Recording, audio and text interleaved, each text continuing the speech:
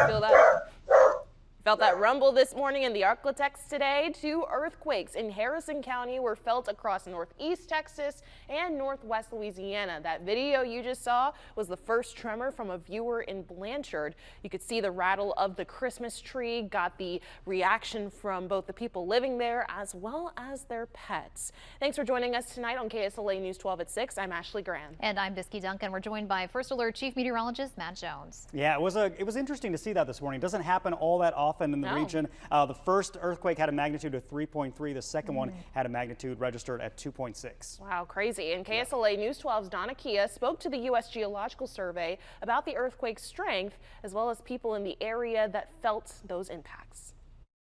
From East Texas. This morning, about a little after 6, I was still in bed, and I could feel my bed shaking. To Northwest Louisiana. I was up sitting in my chair, and the whole house started shaking. Many people in the Arklatex woke up this morning to shaking from a 3.3 magnitude earthquake. By lunchtime, a second, smaller earthquake hit, all happening near the Texas-Louisiana state line. Several Blanchard residents let us know they felt it, including the Robins who caught the earthquake on their Ring doorbell.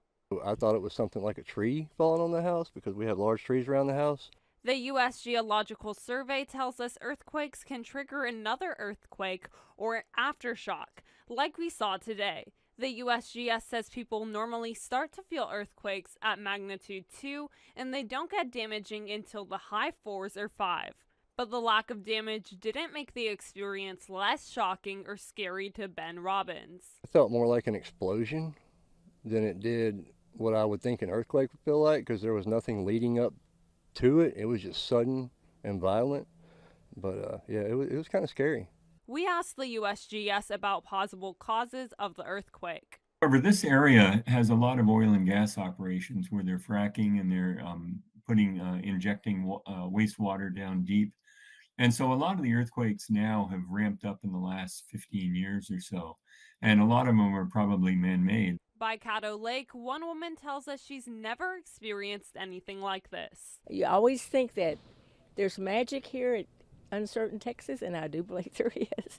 In Northwest Louisiana and East Texas, Donna Kia, KSLA News 12.